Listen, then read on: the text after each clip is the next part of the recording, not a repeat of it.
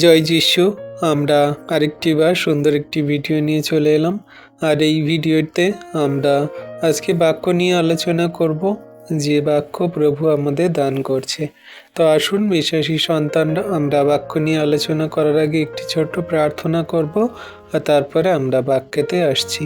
আমাদের ইউটিউব চ্যানেলে যারা নতুন আছেন, আমাদের চ্যানেলটিকে সাবস্ক্রাইব করে পাশে থাকবেন। আর যারা পুরানো বন্ধু আছেন, আপনারা লাইক, কমেন্ট, শেয়ার এবং আমাদের সঙ্গে সাথে থাকবেন। তো আসুন ভিডিওটি সবাই প্রথম থেকে শেষ অবধি দেখুন। অবশ্যই বাক্যে অনেক কিছু বুঝতে পারবেন এবং জানতেও পারবেন। তো আসুন আমরা একটি ছোট্ট প্রার্থনা করি। পবিত্র মঙ্গলময় পিতা প্রভু যীশু, তোমায় ধন্যবাদ, তোমার প্রশংসা গৌরব করি। প্রভু গো, তুমি যেই বাক্য সকল আমাদেরকে দান করবে প্রভু, সমস্ত বাক্য যেন আমরা সবাই বুঝতে পারি। তোমার সন্তানদেরকে তোমার এই বাক্য বুঝতে জানতে সাহায্য করো, হৃদয় ধরে রাখতে সাহায্য করো, যেন শয়তান দিয়াবল মন্দতা কোনো মতে তোমার এই বাক্য চুরি না করে নেয় প্রভু। এই বাক্য সকল আমাদের সঠিক রূপে কার্যকারী পালন করে চলতে সাহায্য করো, আশীর্বাদ অনুগ্রহ করো, দয়া কৃপা করুণা করো প্রভু। তোমার দয়া কৃপা করুণা তোমার সন্তানদের প্রতি আছে। যত সন্তানরাই ভিডিও প্রার্থনা দিচ্ছে, সকলকার মোবাইল নেটওয়ার্কগুলোকে সুন্দর রাখো। তুমি সমস্ত সভাকে সঞ্চালন করো, প্রথম থেকে শেষ অবধি তুমি নিয়ন্ত্রণ করো, তুমি চালিত করো প্রভু। আমার দেহ মন আত্মাকে রাখি, তুমি আমার মুখ অষ্টতার জিহ্বা দ্বারা কথা বলো, আমি নয় কিন্তু তুমি কথা বলো পিতা। আশীর্বাদ অনুগ্রহ করো, সমস্ত সঞ্চালন তোমার হস্তে চরণতলে দিয়ে এই প্রার্থনা বিনতি শুরু করছি যীশু খ্রিস্টের নামে, আমেন। তো আসুন বিশ্বাসী সন্তানরা, আমরা এবারে বাক্য থেকে দেখব। আজকের আমরা দেখব যীশু কি সত্যি মৃতদের মধ্যে থেকে জীবিত হয়েছিলেন, এই বিষয়ে আমরা জানব। সত্যি কি প্রভু যীশু মৃতদের মধ্যে থেকে জীবিত হয়েছেন? এখানে জগতের মানুষ নানান রকমের নানান কথা বলে, বা খ্রিস্ট বিশ্বাসীদের মধ্যেও অনেকের এখনো পর্যন্ত ভুল ধারণা আছে। তো এইটাকে সঠিক রূপে জানার জন্য, বোঝার জন্য আমরা কিছু বাক্য থেকে দেখব, কিছু ঐতিহাসিক কথা দেখব। তো আমরা সমস্ত কিছু সম্পূর্ণ প্রথম থেকে শেষ অবধি দেখি, জানি, অবশ্যই আমরা বুঝতে পারবো। আমরা যখন প্রভু যীশুর মানব জাতির পাপ হইতে মুক্তি এবং সেই শুভ সন্দেশ, যাকে আমরা সুসমাচার বলি, সেই সুসমাচার আর আনন্দের সহিত চিৎকার করে আমরা বলি যে, প্রিয় বিশ্বাসী বর্গ সন্তান বা জগন্নিবাসী সকল, বাইবেল বলে এই জগতের মানুষ সবাই পাপী, আর পাপী মানুষের ফলেই এই জগতে পাপ পরিপূর্ণ। পাপের ফলেই মানুষ হয়ে উঠেছে স্বার্থপর, অর্থলোভী, দাম্ভিক, উদ্ধত, অশ্লীল, পিতামাতার অবাধ্য, অকৃতজ্ঞ, নির্মম, পাষণ্ড বিরোধী ও অপবাদনকারী, নিষ্ঠুর, বিশ্বাসঘাতক ইত্যাদি ইত্যাদি কথা আমরা বলে থাকি। জগতে শান্তির লেশ মাত্র নেই। জগতে সমাজের প্রত্যেকটি জায়গায় দখল আর দখল। মানুষ একে অন্যকে দখল করছে, একে অন্যকে হিংসা, লোভ, ক্রোধ করছে। দেখতে পাওয়া যায় যেন অশান্তির আগুন চারদিকে জ্বলছে। এহেন পরিস্থিতিতে শান্তি কোথাও নেই। শান্তি চাই, শান্তি আমরা কোথায় পাব? কিন্তু শান্তির একজন পায়, বা শান্তি একজন দিতে পারে, যা বাইবেল বলে যে অনন্ত জীবন সেই শান্তির চেয়ে অনেক বেশি মূল্যবান। তাহলে আমাদের অনন্ত জীবনে যাওয়ার জন্য কি করতে হবে? সেই অনন্ত জীবন মানুষ পাপের ফলস্বরূপ হারায়, কারণ পাপের ফল মৃত্যু। কিন্তু ভালো খবর হলো যে আপনার এই পাপের বোঝা থেকে উদ্ধার করার জন্য আজ 2000 বছর আগে একজন মনুষ্য উদয় হয়েছিলেন বা সৃষ্টি হয়েছিলেন, যিনি কিনা সমস্ত এই জগতের সৃষ্টিকর্তা।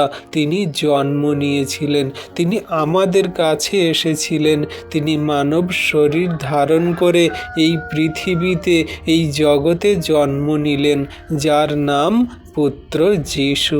তিনি নির্দোষ হয়ে আমার আপনার পাপের জন্য ক্রুশে জীবন দেন এবং কবর প্রাপ্ত হন। পরে 3 দিন পর কবর থেকে জীবিত হয়ে ওঠেন, কারণ তিনি ঈশ্বরের পুত্র, তিনি ঈশ্বর ছিলেন। ঈশ্বরের কোনো মৃত্যু হয় না, তা তিনি পুনর্জীবিত হয়ে প্রমাণ করে দেখিয়েছিলেন। এই কথা লোকেদের বললে তারা বলে, এটা আবার কেমন ধরনের কথা?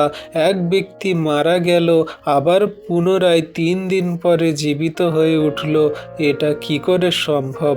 তখন অনেকে বলে, আপনি কি গল্প শোনাচ্ছেন? আপনি কি বোঝাতে চাইছেন? এটার কি প্রমাণ দিতে পারেন? এই রকম নানা প্রশ্নের সম্মুখীন হতে হয়।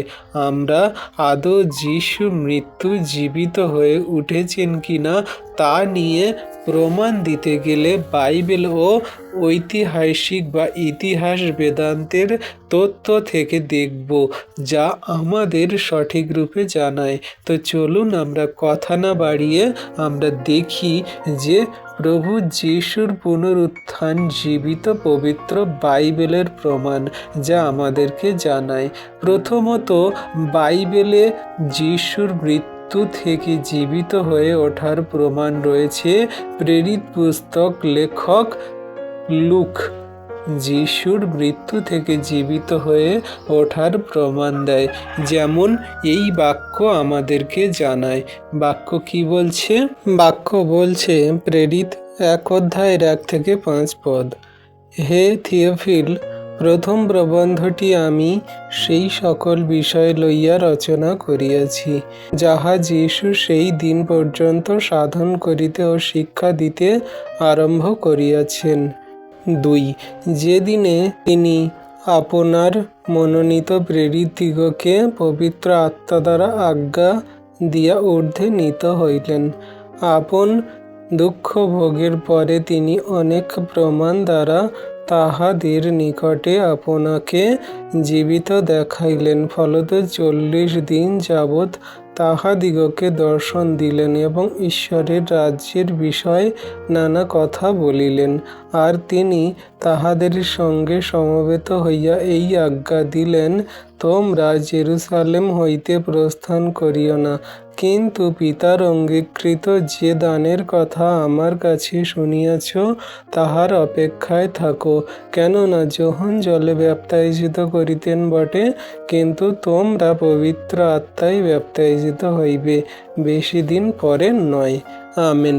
তাহলে বিশ্বাসী সন্তানরা এখানে দেখো কত সুন্দর রূপে জানিয়ে দিচ্ছে যে এখানে প্রভু যীশু যে তিনি জীবিত হয়ে উঠেছেন তার প্রমাণ।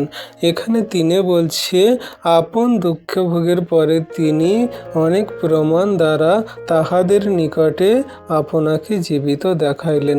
তিনি 3 দিন পরে উঠেছিলেন, আর সেই দুঃখ ভোগের পরে তিনি এই সমস্ত প্রমাণ তাদেরকে দেখিয়েছেন। এমনকি 40 দিন যাবৎ সেই সমস্ত বিশ্বাসী বর্গ, মানে তার যে সেই 12 জন শিষ্য ছিল এবং আরও অন্যান্য বিশ্বাসী প্রেরিত ছিল, তাদেরকে তিনি দর্শন দিয়েছিলেন। তাদের নানা বিষয়, তাদের সেই ঈশ্বরের রাজ্যের বিষয়ে কথা বলেছিলেন। তাদেরকে অনেক রকমভাবে প্রভুর কথা জানিয়েছিলেন, সমস্ত স্বর্গের নিগূঢ় তত্ত্ব জানিয়েছিলেন। এমনি করে তাদের আজ্ঞাও দিয়েছেন যে তোমরা সেই দান, যে দান পিতা ঈশ্বর অঙ্গীকার করেছেন যে তোমাদের পবিত্র আত্মা দান করবেন, সেই দানের অপেক্ষায় তোমরা থাকো যতক্ষণ না পর্যন্ত সেই দান নামে। আর সেই দান বেশি দিন পর্যন্ত দেরি হবে না, কারণ আমি যাব পিতার কাছ থেকে তোমাদের সেই দান সকল পাঠাবো। তো এমনি করে প্রভু যীশু তাদের সামনে কথা বলেছেন 40 দিন যাবৎ। তিনি এমনি করে কথা বলেছেন। তিনি এমনি করে সেই কবর যাওয়ার পরে পুনরুত্থিত হওয়ার 40 দিন পর পর্যন্ত এমনি করে সকলকার সঙ্গে কথা বলেছেন। বিশেষ করে তার সেই 12 জন শিষ্য প্রেরিত এবং আরও সব প্রেরিতদেরকে তিনি দেখা দিয়েছেন। উঠেছেন। তাহলে আমরা এই থেকে স্পষ্ট যে প্রভু যীশু তিনি মৃত্যু থেকে জয়লাভ করে উঠেছিলেন, তিনি পুনরুত্থিত হয়েছিলেন। তাহলে এমনি করে আমাদের কাছে পরিষ্কার সাধু সেই পৌল দ্বারা যে সমস্ত যীশু খ্রিস্টের সে মৃত্যু থেকে জীবিত হয়ে ওঠার প্রমাণ দেন, সেই বাক্য এই বাক্যতে আমরা পাই, যেগুলো আমরা পড়লে বুঝতে পারি।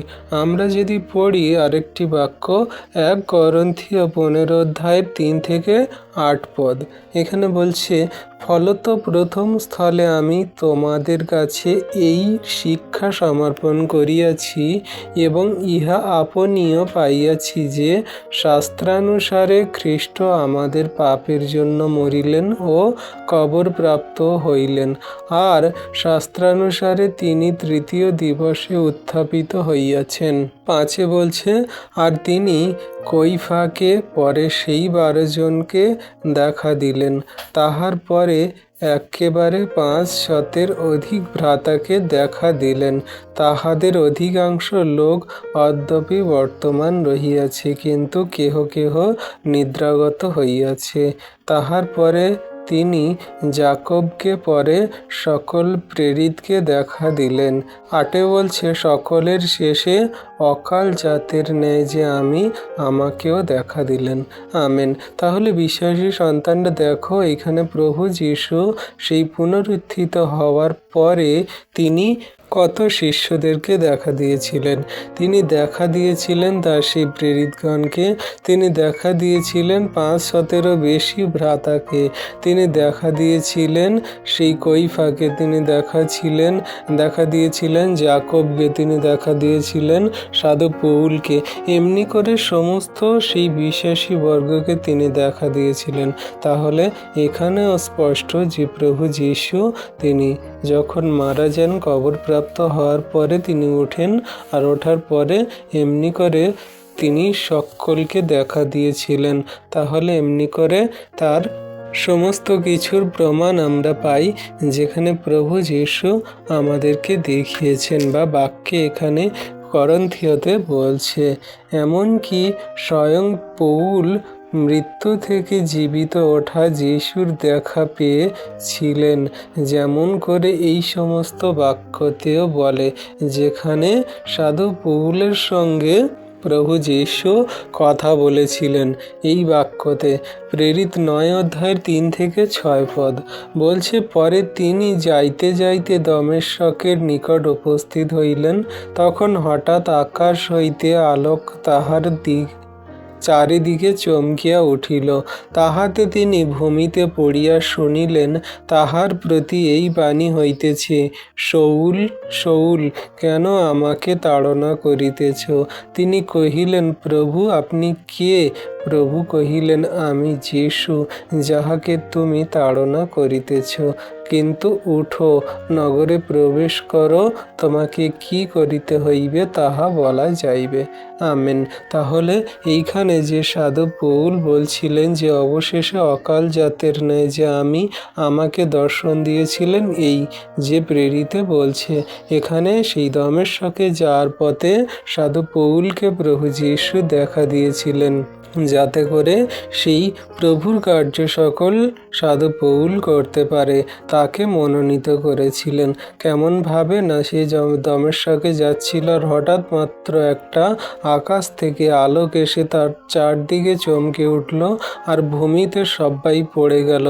যার পরে প্রভুর কাছে প্রভুর বাণী সেই সাধু পৌলের কাছে এলো, বলছে, শৌল শৌল, কেন তুমি আমাকে তাড়না করছো? আমরা জানি যে পৌলের আগের নাম ছিল শৌল, সে নিজেকে ছোট করে নাম রাখলো পৌল। তো শৌল মানে বড়, আর পৌল মানে ছোট। তো এমনি করে সে নিজের নামকে চেঞ্জ করেছিল প্রভুকে জানার পরে। প্রভু বলছে যে আমি যীশু, তুমি কেন আমাকে তাড়না করছো? তো এমনি করে এখানেও আমরা বুঝতে পারি যে প্রভুর অস্তিত্ব, বা তিনি যে পুনরুত্থিত হয়েছেন তার বিষয়ে। তাহলে এমনি করে সমস্ত কিছু জানিয়েছেন। এখন বর্তমান দিনে লোকে প্রভু যীশু মৃত্যু থেকে জীবিত হয়ে ওঠা নিয়ে বিশ্বাস করে না। ঠিক তদ্রূপ পৌলের সময়ও প্রভু যীশু মৃত্যু থেকে পুনর্জীবিত হয়ে ওঠা নিয়ে লোকে বিশ্বাস করত না। তখন পৌল এক নির্গত তথ্য বুঝিয়ে দিলেন, যা এই বাক্যে বলা হয়েছে। এই বাক্য আমরা পড়লে বুঝতে পারবো যে এখানে কি বলেছিল সেই সাধু পৌল।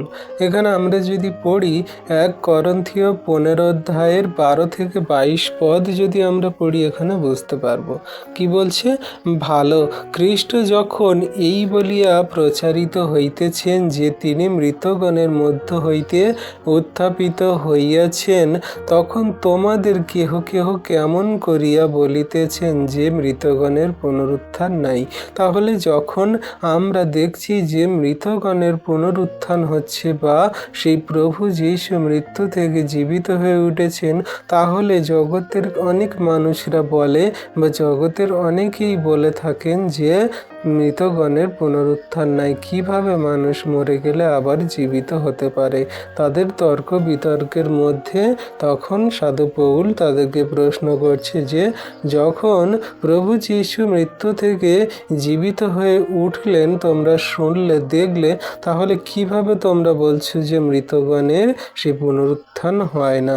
13তে বলছে মৃতগণের পুনরুত্থান যদি না হয় তবে খ্রিস্টও তো উত্থাপিত হয় নাই। তাহলে এখানে তাদেরকে জানাচ্ছে যে তোমরা বলছো যদি মৃতগণের যদি পুনরুত্থান না হয়, তাহলে খ্রিস্ট যিশু যে মরলো, তাহলে খ্রিস্ট যিশু তো পুনরুত্থিত হয়নি। তোমরা তো মিথ্যা প্রমাণ করতে চাইছো। 14তে বলছে আর খ্রিস্ট যদি পুনরুত্থিত না হইয়া থাকে, তাহা হইলে তো আমাদের প্রচারও বৃথা, তোমাদের বিশ্বাসও বৃথা। তাহলে জগতের মাঝে কি জানাচ্ছে যে তাহলে জগতের মাঝে যে এত সুসমাচার প্রচার করা হচ্ছে যে খ্রিস্ট যিশু আমাদের পাপের জন্য মরলো, তিনি 3 দিন পরে জীবিত হলেন, এই সমস্ত কিছু কথা যা তোমাদের কাছে প্রচার করা হচ্ছে, তোমরা যে বিশ্বাস করছো এগুলো তো তাহলে বৃথাই করছো। তাহলে তো খ্রিস্ট উত্থাপিত হয়নি, তোমাদের বিশ্বাসও বৃথা, প্রচারও বৃথা, সমস্ত কিছু তো মিথ্যা হয়ে যাচ্ছে। তোমরা যে কথা বলছো যে মৃতগণের কিভাবে পুনরুত্থান হয়, এটা কিভাবে সম্ভব, তাহলে এগুলো তো সমস্ত কিছু মিথ্যা হয়ে যাবে যা তোমরা বলছো। 15তে বলছে আবার আমরা যে ঈশ্বরের সম্বন্ধে মিথ্যা সাক্ষী, ইহাই প্রকাশ পাইতেছে, কারণ আমরা ঈশ্বরের বিষয়ে এই সাক্ষ্য দিতেছি যে তিনি খ্রিস্টকে উত্থাপন করিয়াছেন, কিন্তু যদি মৃতগণের পুনরুত্থান না হয়, তাহা হইলে তিনি তাহাকে উত্থাপন করেন নাই। তাহলে এখানে জানাচ্ছে যে দেখো তোমরা যেটা বলছো যে মৃতগণের কিভাবে পুনরুত্থান হতে পারে, তাহলে আমরা যে তাকে স্বচক্ষে দেখেছি, তাহলে এটা তো মিথ্যা সাক্ষী হয়ে গেল। আমরা যে তাকে দেখেছি বা তিনি 40 দিন যাবৎ তার সেই সমস্ত বিশ্বাসী বর্গ, তার সেই প্রেরিতদেরকে দেখা দিয়েছেন। আমি যে অকাল সেই অজাত আমাকে যে দেখা দিয়েছিলেন, এগুলো তো সমস্ত কিছু তাহলে মিথ্যে হয়ে যাচ্ছে। তাহলে মৃতগণের যদি পুনরুত্থান না হয়, তাহলে কিভাবে তিনি উত্থাপন করেন বা কিভাবে তিনি আমাদের সামনে এলেন? আর 16তে বলছে কেননা মৃতগণের পুনরুত্থান যদি না হয় তবে খ্রিস্ট উত্থাপিত হন নাই। 17তে বলছে আর খ্রিস্ট যদি উত্থাপিত না হইয়া থাকেন, তাহা হইলে তোমাদের বিশ্বাসও অলিক, এখনো তোমরা আপন আপন পাপে রহিয়াছ। তাহলে খ্রিস্ট যদি না উত্থাপিত হয় তাহলে আমাদের বিশ্বাস নাই, কারণ খ্রিস্ট যদি না উত্থাপিত হয় তাহলে আমরা যে পাপের ক্ষমা পাবো বলে তার উপরে বিশ্বাস করেছি, তাহলে বিশ্বাসও অলিক, আর আপন আপন আমরা পাপে আছি, কারণ জগতে কেউ ধার্মিক নয়, সবাই পাপী। তাহলে খ্রিস্ট যিশুর উপরে যে আমরা বিশ্বাস করেছি সেটা তো আমাদের জন্য পাপ স্বরূপ হয়ে গেল, কারণ তিনি তো উত্থাপিত হয়নি বা তিনি তো ওঠেইনি। তাহলে তোমরা যা কিছু বলছো সমস্ত কিছু মিথ্যা হয়ে গেল। আমাদের যা কিছু এই যে শিক্ষা, সাক্ষ্য, যা কিছু এই যে প্রভুর প্রতি বিশ্বাস, সমস্ত কিছু মিথ্যা, সমস্ত কিছু সেই মিথ্যা বলে প্রমাণিত হচ্ছে যখন তোমরা বলছো, জগতের মানুষরা বলছে যে ঈশ্বর উত্থাপিত বা কোনো মানুষ উত্থাপিত হতে পারে না বলে, উত্থাপন হয় না বলে। তাহলে এমনি করে সমস্ত কিছুই জগতের মাঝে জানাচ্ছে সাধু পৌল দ্বারা। সুতরাং 18তে বলছে, সুতরাং যাহারা খ্রিস্টে নিদ্রাগত হইয়াছে তাহারা তাও বিনষ্ট হইয়াছে। 19 বলছে, শুধু এই জীবনে যদি খ্রিস্টে প্রত্যাশা করিয়া থাকি তবে আমরা সকল মনুষ্যের মধ্যে অধিক দুর্ভাগা, কিন্তু বাস্তবিক খ্রিস্টে মৃতগণের মধ্য হইতে উত্থাপিত হইয়াছেন, তিনি নিদ্রাগতদের অগ্রিমাংশ। কেননা মনুষ্য দ্বারা যখন মৃত্যু আসিয়াছে তখন আবার মনুষ্য দ্বারাই মৃতগণের পুনরুত্থান আসিয়াছে। কারণ আদমে যেমন সকলে মরে তেমনি আবার খ্রিস্টেই সকলে জীবন প্রাপ্ত হইবে। আমেন। তাহলে এখানে সেই সমস্ত মানুষদেরকে সাধু পৌল কিন্তু জানিয়ে দিচ্ছে যে তোমরা যা কিছু বলছো যে মৃতগণের পুনরুত্থান নাই, অবশ্যই মৃতগণের পুনরুত্থান আছে। যেমন করে আদমে সকলে মরে, যেমন আদমের দ্বারা পাপ এসেছিল আর সব্বাইকার পাপের বেতন মৃত্যু ছিল, তেমন খ্রিস্ট যিশু এসেছিলেন আর সেই খ্রিস্ট যিশুর মধ্যে দিয়ে আমাদের অনন্ত জীবন, তার উপরে যে কেউ বিশ্বাস করে সে অনন্ত জীবন পায়। তাহলে এইখানে আমাদের স্পষ্ট রূপেই জানিয়ে দিচ্ছে যে খ্রিস্ট যিশু তিনি মরেছিলেন আমাদের জন্য, উত্থাপিত হয়েছিলেন। তা না হলে যদি না তিনি উত্থাপিত হতো তাহলে আমাদের বিশ্বাস অলিক, আমাদের বিশ্বাস মৃত, আমরা এখনো পর্যন্ত পাপে আছি। যারা আগেকার দিনে খ্রিস্ট যিশুকে বিশ্বাস করেছিল তারা যে নিদ্রাগত হয়েছে, তাদের সেই সমস্ত বিশ্বাস আর কোনো মতে সেই অগ্রিমাংশ দ্বারা সেই অনন্ত জীবন পাবে না। সমস্ত কিছু প্রথম থেকে শেষ অবধি সব মিথ্যা হয়ে গেল। ঈশ্বর বলে কিছু নাই বা ঈশ্বরের সেই অস্তিত্ব বলে কিছু নাই। তোমরা যা কিছু বলছো সমস্ত কিছু এই বাক্য দ্বারা বা এই কথা দ্বারা সমস্ত কিছু তোমরা মিথ্যা প্রমাণ করতে চাইছো। প্রভু যিশু তিনি হচ্ছে কি মরেননি বা তিনি জীবিতও হননি, বা এমনি করে অনেক কিছু মানুষ অনেকভাবে ভুলভাবে বোঝাতে চায়। কিন্তু বাক্য আমাদের কি বলে যে কেননা তিনি মৃত্যুগণের মধ্যে থেকে উঠেছিলেন, তিনি পুনরুত্থিত হয়েছিলেন, তাই তো আজকে আমরা তার উপরে বিশ্বাস করে অনন্ত জীবন পাই, স্বর্গরাজ্যে যাওয়ার পথ খুঁজে পাই। এত বড় বড় শিক্ষা, এত বড় বড় সেই সমস্ত ধর্ম কর্ম, নানান রকমের কথা, সমস্ত কিছু একটা কথাতে স্থায়ী হয় যে খ্রিস্ট যিশু তিনি জগতের মাঝে এসেছিলেন আমাদের পরিত্রাণ দিতে। তার উপরে যে কেউ বিশ্বাস করে সে বিনষ্ট হয় না কিন্তু অনন্ত জীবন পায়। তাহলে এমনি করে সমস্ত কিছু শিক্ষাদানে আমাদেরকে গড়ে তুলেছেন, তার সমস্ত সেই বাইবেলের বাক্য দ্বারা, সমস্ত কথা দ্বারা আমাদেরকে জানিয়েছে। তো জগতের মানুষ নানান রকমভাবে বোঝায় বলে, কিন্তু আমরা বাইবেলের বাক্য থেকে বুঝতে পারি যে হ্যাঁ, প্রভু যিশু আমাদের জন্য এসেছিলেন, তিনি মৃত্যুবরণ করেছেন, তিনি আবার পুনরুত্থিতও হয়েছেন। অনেক মানুষ অনেক রকম কথা বলে, বা তখনকার দিনের সেই ধর্মগুরুরা, তখনকার দিনে সেই জিহুদি কালচারের সমস্ত অনেক লোকেরা, তারা অনেক রকমভাবে প্রভু যিশুকে বিশ্বাস করতো না, বাজে মন্দ কথা বলতো বা নানান রকমভাবে তাড়না করত। তিনি যে মৃতগণের মধ্যে থেকে উঠেছিলেন সেটাকে নিয়েও তারা অনেক রকমভাবে তোড়জোড় করেছিল, কিন্তু প্রভু প্রমাণ করে দিয়েছেন তিনি 40 দিন যাবৎ তার শিষ্যদের সঙ্গে থেকে তাদের সমস্ত শিক্ষা দিয়ে, সমস্ত কিছু বুঝিয়ে জানিয়ে। তাই বিশ্বাসী সন্তানরা, আমরা যদি বিশ্বাস করি যে প্রভু যিশু আমার পাপের জন্য মরেছিলেন, তিনি কবরপ্রাপ্ত হয়েছে, আবার 3 দিন পরে তিনি উঠেছেন, তাহলে আমরা তার উপর যদি বিশ্বাস করি অনন্ত জীবন পাব। তাই সাধু পৌল স্পষ্টভাবে বলেছেন যে প্রভু যিশু যদি মৃতগণের মধ্যে থেকে জীবিত না হয়ে থাকেন তবে আমাদের বিশ্বাস কিছুই নয়। পৌল এখানে যা বলেছেন তা হ্যাঁ, প্রভু যীশু মৃতদের মধ্যে থেকে পুনরুত্থিত হয়েছেন। এই বাক্যে পৌল এটা বোঝাতে চাইছিলেন, প্রভু যীশু যা বলেছিলেন যে সমগ্র মানব জাতির জন্য নিজের বলিকৃত হবেন আর 3 দিন পর পুনরায় জীবিত হয়ে উঠবেন, যদি প্রভু যীশু জীবিত না হয়ে উঠতেন তবে মিথ্যা বলে প্রমাণিত হতেন, এবং যদি প্রভু যীশু জীবিত না হয়ে উঠতেন তবে তো আমাদের প্রচারও মিথ্যা বা গণিত হতো। আরও অনেক কিছু বিষয় নিজে নিজে পাপে ডুবে থাকতাম। কিন্তু এখন প্রভু যীশু মৃত্যু থেকে পুনরুত্থিত হয়েছেন, তো এই কথা সত্য যে প্রভু যীশু এখন তোমাদের পাপকে ক্ষমা করতে পারে। যদি তাকে বিশ্বাস করো তাহলে তিনি আমাদের সমস্ত পাপকে তুলে নিয়ে অনন্ত জীবনে প্রবেশ করাবেন। এটাই আমাদের বিশ্বাসে গ্রহণ করা উচিত। হালেলুইয়া। এবারে আমরা দেখব যে যিশুর পুনরুত্থানের জীবিত ঐতিহাসিক প্রমাণ, যে আমরা ইতিহাসে প্রভু যিশুর যে প্রমাণ সকল পাই সেই বিষয়ে আমরা এবারে জানব। দ্বিতীয়ত, যিশুর সময় থাকা প্রসিদ্ধ ইতিহাস বেদান্ত যিশু মৃত্যু থেকে পুনর্জীবিত হয়ে ওঠার প্রমাণ দিয়েছেন। ইতিহাসের পাতায় বর্ণিত রয়েছে ফিলেভেনিয়াস জুসপেন্স, যিনি খ্রিস্টিয়ান তো ছিলেন না, তিনি যিহুদিদের ইতিহাসবিদ ছিলেন। তিনি অ্যানিকুইন্ট অফ দ্য জেয়াস পুস্তকে যিশু সম্পর্কে এইভাবে লিখেছিলেন, সেই সময় যিশু নামে একজন জ্ঞানী ব্যক্তি ছিলেন, তাকে যদি মনুষ্য বলা হয় কারণ তিনি অদ্ভুত উপদেশ দিতেন যা শুনে মানুষ সত্যকে গ্রহণ করেছিলেন।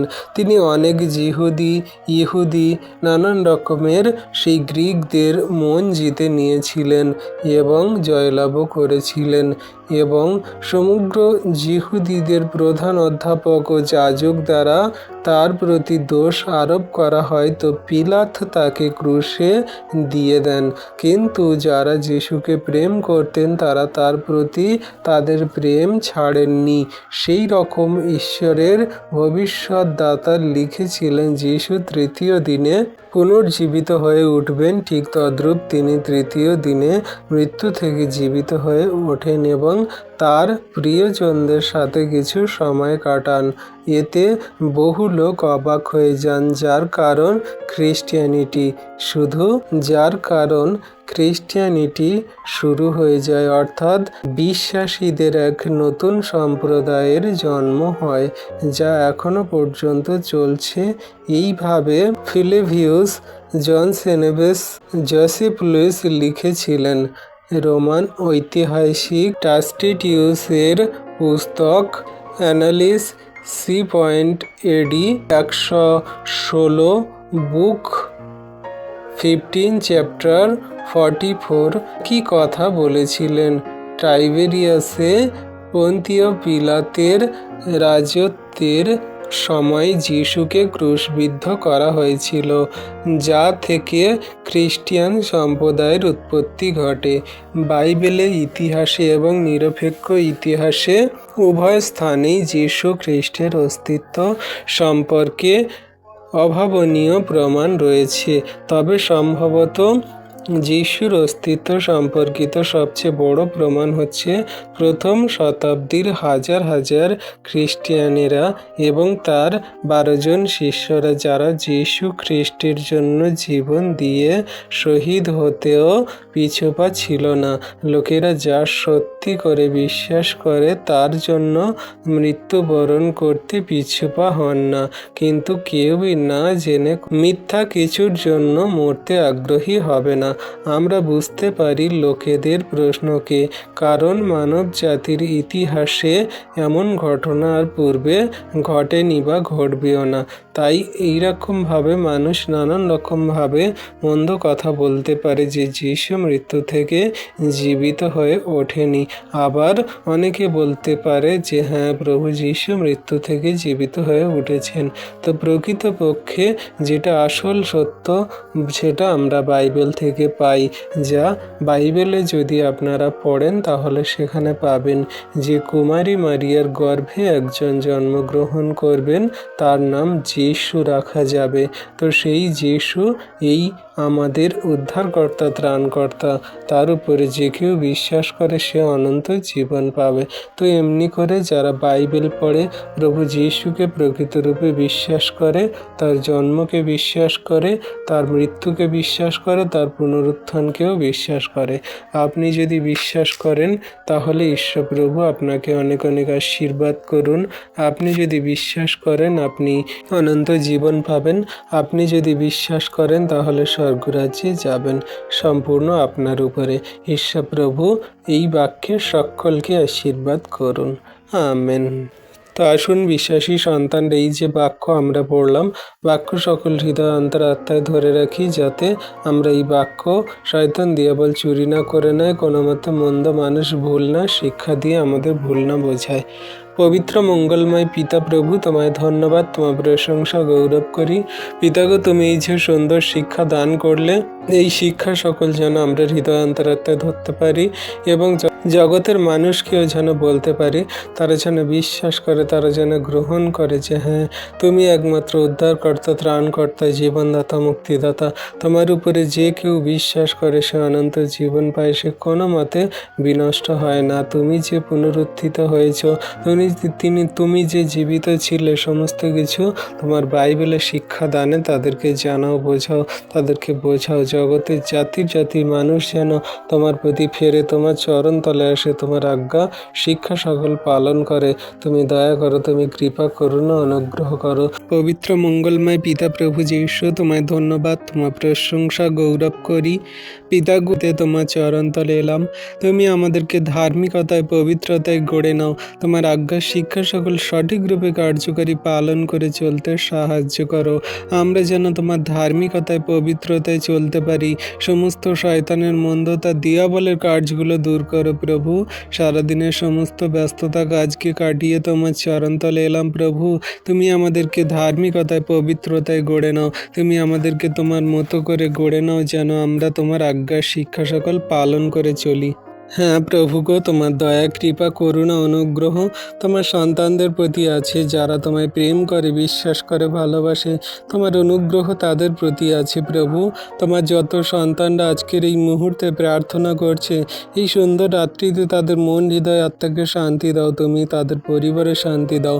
তাদের সমস্ত রোগ ব্যাধির, আত্মা মন্দতাগুলো দূর করো। তাদের জীবনে মহিমা কার্য সাধন করো। অনুগ্রহে, আশীর্বাদে পরিপূর্ণ করো যিশু নামেতে।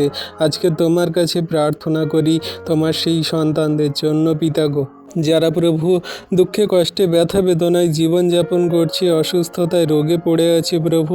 সমস্ত সন্তানদেরকে এই অসুস্থতা, রোগ থেকে তুমি সুস্থতা, আরোগ্যতা দান করো, ব্লেসিং প্রদান করো প্রভুগো। তুমি সেই ডাক্তারেরও ডাক্তার, ওষুধেরও ওষুধ, জীবন্ত কার্য সাধনকারী মহান ঈশ্বর পিতা।